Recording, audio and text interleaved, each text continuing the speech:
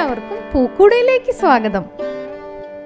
ഇന്ന് പൂക്കൂട നിങ്ങൾക്കായി ഒരുക്കിയിരിക്കുന്നത് മാങ്ങാപ്പൂവെന്നും മാങ്ങാനാറി എന്നും ഒക്കെ നമ്മൾ പറയാറുള്ള കോസ്മോസ് ഫ്ലവേഴ്സ് ആണ്.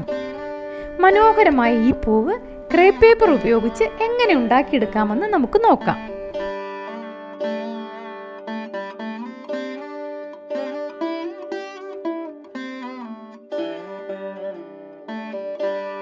ഇതുപോലൊരു കമ്പിയും അല്പം ക്രേപ്പ് പേപ്പറും ഉപയോഗിച്ച് പൂവിൻ്റെ വിത്തിൻ്റെ ഭാഗം നമുക്ക് ആദ്യം ഉണ്ടാക്കിയെടുക്കാം.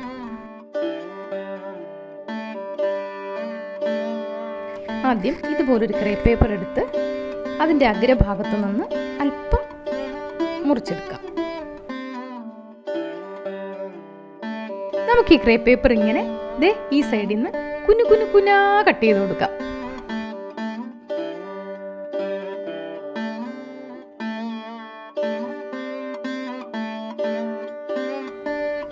കട്ട് ചെയ്തെടുത്ത ശേഷം നിവർത്തി നമുക്ക് ഈ ക്രേപ്പ് പേപ്പർ ആ കമ്പിയിലേക്ക് ചുറ്റി കൊടുക്കാം.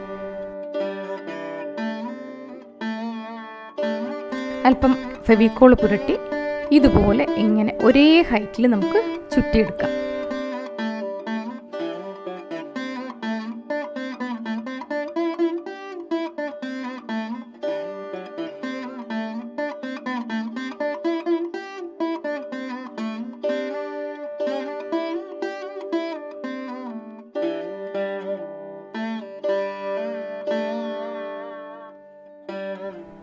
ഇങ്ങനെ ചുറ്റിയെടുത്ത ശേഷം അവസാനം കുറച്ച് ഫെവിക്കോൾ കൂടി അതിൽ പുരട്ടിക്കൊടുത്ത് നന്നായി ഒട്ടിച്ചെടുക്കാം.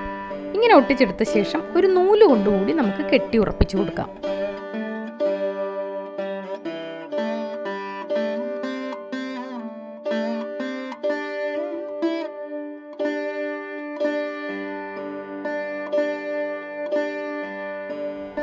ഇങ്ങനെ കെട്ടി ഉറപ്പിച്ചെടുത്ത ശേഷം ഇതിൻ്റെ അഗ്രഭാഗത്ത് കുറച്ച് ഫെവിക്കോൾ പുരട്ടിക്കൊടുത്ത ശേഷം അതിലേക്ക് കുറച്ച് മഞ്ഞൾപ്പൊടി നമുക്ക് മുക്കിയെടുക്കാം.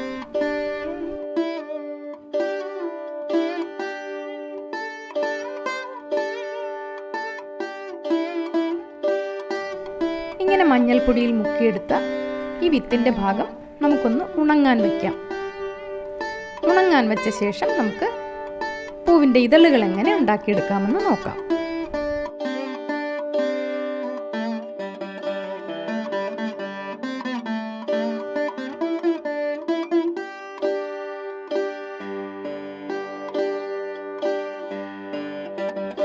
ഇനി ഈ പൂവിൻ്റെ ഇതളുകൾ ഓരോന്നായി നമുക്ക് കട്ട് ചെയ്തെടുക്കാം. നമ്മുടെ കാലാവസ്ഥയിൽ മഞ്ഞയും ഓറഞ്ചും നിറത്തിലെ കോസ്മോസ് ഫ്ലവേഴ്സാണ് സാധാരണ ഉണ്ടാവുക. നമുക്കിവിടെ ഓറഞ്ച് നിറത്തിലെ കോസ്മോസ് ഫ്ലവേഴ്സ് ഉണ്ടാക്കിയെടുക്കാം.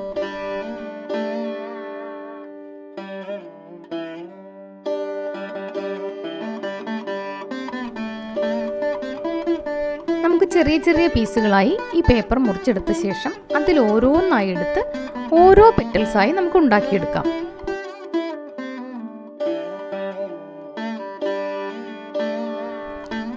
ഒരു പൂവിന് മാക്സിമം 10 ഇതൾ വരെ ഉണ്ടാകാറുണ്ട്. നമുക്കിതുപോലെ ഓരോ ഇതളുകളും കട്ട് ചെയ്തെടുക്കാം.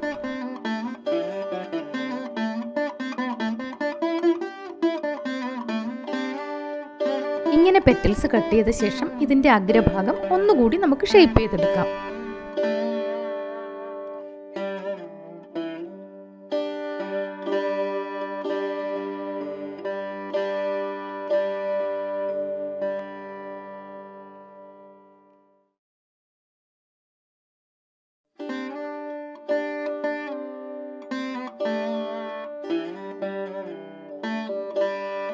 ഇതുപോലെ അഗ്രഭാഗം ചെറിയ കുരുത്ത മുള്ളുകൾ പോലെ നമ്മൾ കട്ട് ചെയ്തെടുത്ത ശേഷം ഓരോന്നും ഇതുപോലൊന്ന് വളച്ചെടുക്കണം.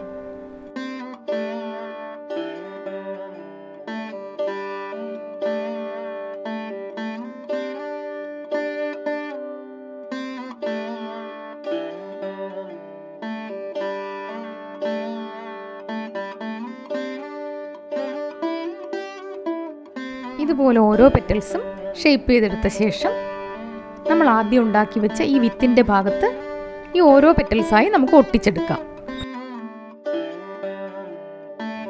ഓരോ പെറ്റൽസിലും അല്പം ഫെവിക്കോൾ പുരട്ടിയ ശേഷം ഇതുപോലെ ഈ വിത്തിൻ്റെ സൈഡിലായി നമുക്ക് റൗണ്ട് ചെയ്ത് ഒട്ടിച്ചെടുക്കാം.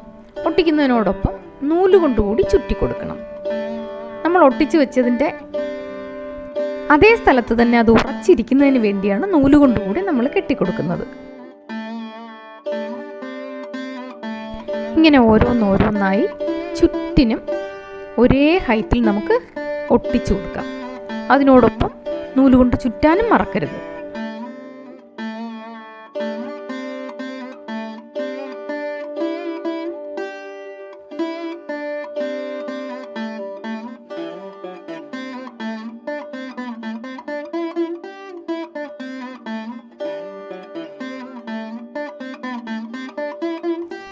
ഇങ്ങനെ നിറയെ റൗണ്ട് ചെയ്ത് ഇതളുകൾ വെച്ച് കൊടുത്ത ശേഷം നമുക്ക് ഇതിനെ ഒന്ന് നിവർത്തി നോക്കാം.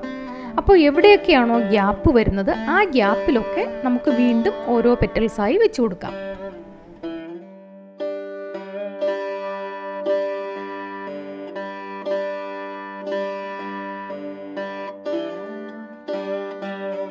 ആ ഗ്യാപ്പ് വന്ന സ്ഥലത്തൊക്കെയാണ് ഇപ്പോൾ പെറ്റൽസ് ഓരോന്നായി വെച്ച് കൊടുക്കുന്നത്.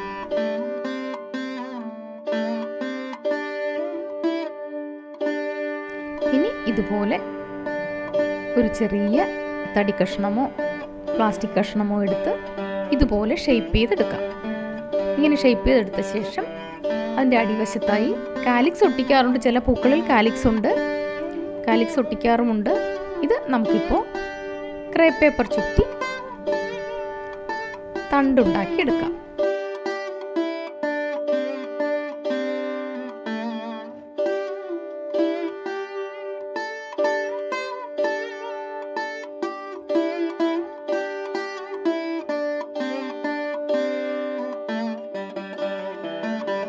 ഇതുപോലെ മഞ്ഞ നിറത്തിലെയും പിങ്ക്, വൈറ്റ് എന്നീ നിറങ്ങളിലെയും ഒക്കെ കോസ്മോസ് ഫ്ലവേഴ്സ് നമുക്ക് ഉണ്ടാക്കിയെടുക്കാം. ഒപ്പം നമുക്കൊരു ഇല കൂടി ഉണ്ടാക്കിയെടുക്കാം. ആദ്യം ഗ്രീൻ ക്രേപ്പ് പേപ്പറിൽ നിന്ന് ഒരു സ്ക്വയർ പീസ് മുറിച്ചെടുക്കാം. അതിനെ കോണോട് കോൺ ഇതുപോലെ രണ്ടായി വീണ്ടും മുറിച്ചെടുക്കാം. അതിനുശേഷം ഇടതുവശത്തെ പീസ് നമുക്കൊന്ന് തല തിരിച്ച് ഈ പീസിലേക്ക് കമ്പിയും കൂട്ടി ഒട്ടിച്ചെടുക്കാം.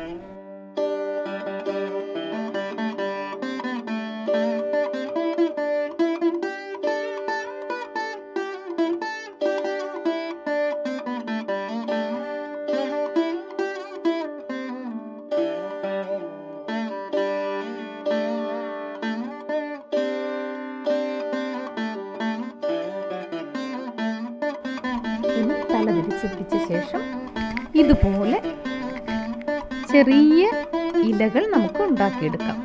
കോസ്മോസ് ഫ്ലവേഴ്സിൻ്റെ ഇലകൾ ഇങ്ങനെ മുറിഞ്ഞു പോയതുപോലെ ഒരു ഷേപ്പിലാണുള്ളത്.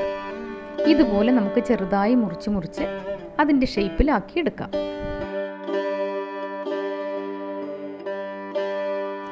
ആദ്യം ഒരു സൈഡ് കട്ട് ചെയ്ത ശേഷം ഇതേ ഇല തന്നെ തിരിച്ചു പിടിച്ച് അപ്പുറത്തെ സൈഡും നമുക്ക് കട്ട് ചെയ്തെടുക്കാം.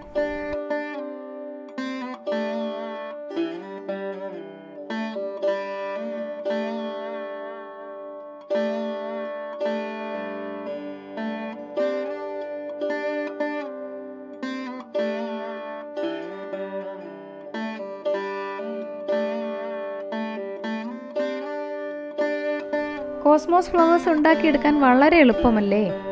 ഇതുപോലെ ഉണ്ടാക്കിയെടുത്ത ശേഷം നമുക്ക് ഇഷ്ടമുള്ള രീതിയിൽ നമുക്കിത് അറേഞ്ച് ചെയ്തെടുക്കാം.